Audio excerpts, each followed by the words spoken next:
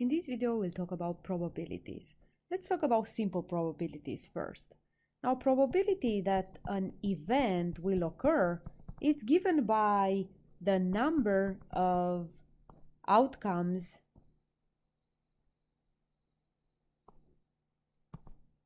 in event E over the total number of possible outcomes. So what does that mean? For example, let's say we want to find the probability that when we roll a die, the face 2 is going to show up. Now keep in mind that a die has 6 faces, or at least the one that we're talking about. And on each face it has 1 dot, 2 dots, 3 dots, 4 dots, 5, and 6, right? So probability that when we roll the die face 2, it's up, is equal to, well, at the numerator, the number of outcomes in event E, it's actually how many faces with 2 dots the dice have or has. Only one. Over the total number of possible outcomes. So this die that I drew here has 1 dot, 2 dots, 3, 4, 5, and 6. So there are a total of 6 possibilities. So the probability that phase 2 shows up, it's 1 over 6. And if we compute that with the calculator, it's going to give us 1 divided by 6. Well, it's a decimal, 0.16 repeated, and we usually have to write it with 2 or 3 decimals, so we are going to write 0.17. Now let's take a look at another example. Let's say we want to find the probability that when we draw a card at random from a deck of cards, we get a 10 of hearts. So one card from a deck of cards. So first of all, there are 52 cards on a deck of cards. So the probability that when we draw a card at random is going to be a 10 of hearts is given by how many cards have are 10 of hearts. It's only one. Out of how many cards are in total? 52. So if we do the math, 1 divided by 52 is 0.019. We round it to 3 decimals. Now, if the example says find the probability that when you draw a card at random from a deck of cards, the card is a 10, then what will be then? Well, first of all, the denominator is 52. We still have 52 cards. But in a deck of cards, there are 4 cards that are a 10. So then we have 4 out of 52, which we can simplify into 1 over 13, which if we divide 1 over 13 and we round it to 3 decimals, we get 0.077.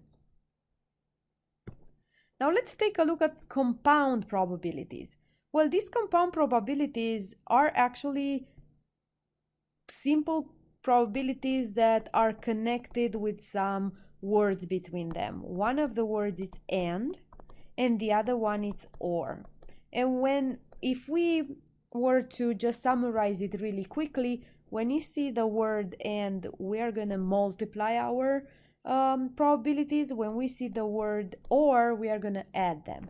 Well, it's a little bit more to that, but just for the beginning, this one should help. So for example, if we have to find the probability that when we roll a die, we get face 2, and when we draw a card from a deck of cards, we get a 10 of hearts, right? What will happen? We'll get probability of 2 of getting 2 times probability of getting a 10 of hearts. So when we roll the die, the probability we found it is 1 over 6 times the probability of getting 10 of hearts. We saw it's 1 over 52. So let's compute this, and we get 0.0032. I'm just rounding to 4 decimals. So this was a situation where we had 2 events that were independent of each other. One didn't affect the other one. Now let's take a look at another example. Let's say we want to find the probability that when we roll the die we get phase 2, or when we draw a card it's gonna be a 10 of hearts. So these are mutually exclusive events. They do not affect each other. The occurrence of one doesn't affect the occurrence of the other one. So we are just gonna use this plus. So it's gonna be P of 2 plus P of 10 of hearts. So P of 2, we found it, it's 1 over 6 plus 10 of hearts is 1 over 52. So let's compute this, and we get 0.1859 if we were to round it to 4 decimals. So the problems that we just did are, for the word and, we did a problem where the events were independent, they didn't affect each other. The occurrence of one didn't affect the other one. And the other one was the or, for mutually exclusive events, that again, the occurrence of one was not affected by the occurrence of the other one. Now let's take a look at the other possibilities where they are dependent and where they are not mutually exclusive. So let's take a look at an example. So a jar has 4 white marbles, 3 red marbles, and 6 green marbles. Basically, in total, we can just immediately say there are 15 marbles in the jar.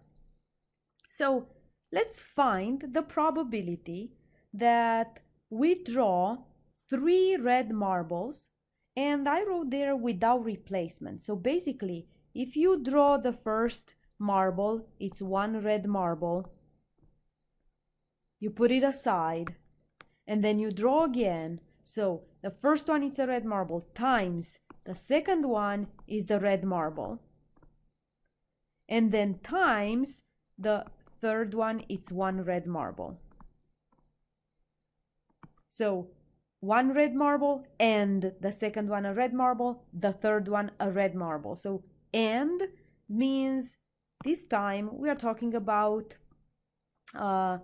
multiplication again, but it's for dependent, because without replacement it means the number of marbles in the jar is decreasing every time we remove a marble. So probability that the first marble that we draw out of the jar it's red, it's 5 out of 15. 5 because there are 5 red marbles and 15 marbles in total, times the probability that the second one is a red marble. Well, just imagine that you took the red marble and you put it aside. Now we have 4 red marbles left and 14 marbles in total, and times 3 out of 13. And if we do the math, we get 60 over 2,730. And let's compute this. We get 60 divided by 2,730, 0.02198 if we round it to 5 decimals. So that's the probability that we draw 3 red marbles with these conditions.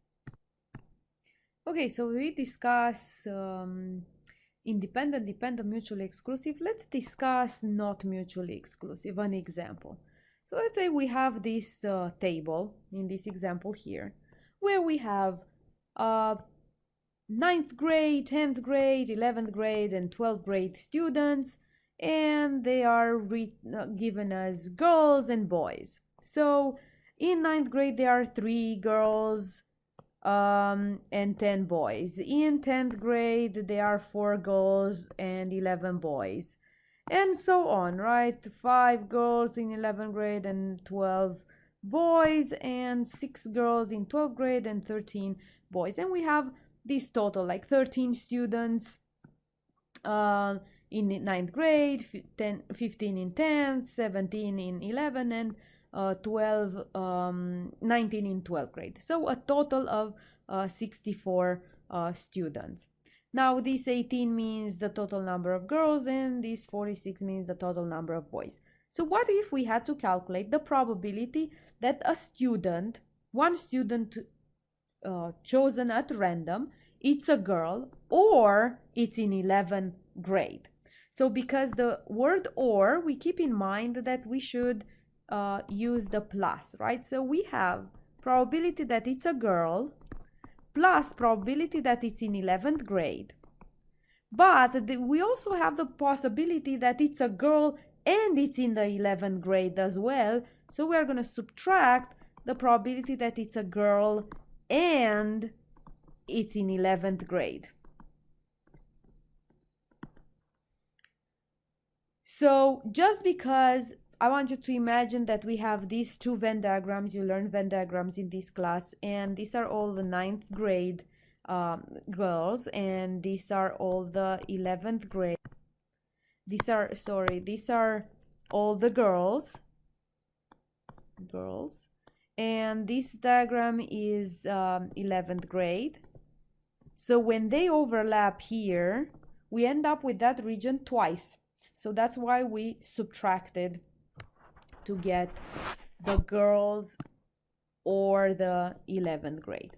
So in this case, we have probability that it's a girl. So there are 18 girls out of 64, plus probability that it's in 11th grade, somebody's in 11th grade, that's 17 students out of 64, minus the probability that it's a girl and in 11th grade. So girls and in 11th grade, there are 5 out of 64.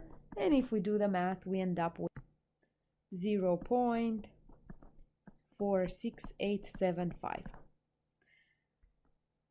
I hope this helps. But I still want to touch base on some other type of probabilities, like probability of not E, like the probability that the event E does not occur.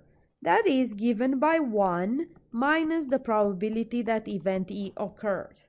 So why this 1? Because the probability that an event occurs plus the probability that an event doesn't occur is actually 1 or 100%. That's the maximum you can be. Like, I'm 100% sure that tomorrow is gonna rain. If you say 125% sure, then that's wrong. 100% it's sure. So what does that mean in terms of example? Let's say, based on the examples that we had before, when we roll a die, let's find out what's the probability that it's going to show up a face other than 2. So we can say 1 minus, we already found the probability that the face 2 shows up, it's 1/6. So 1 minus 1/6, that's 5/6, and we can do the division. But does that make sense? Well, not 2 means 1, 3, 4, 5, and 6. And they are 5 possibilities, right? If we want to find the probability that when we draw a card is not a 10, so it's going to be 1 minus. We figure out here that the probability that it's a 10 is 1/13. So 1 minus 1/13, that's 12/13. I hope this helps.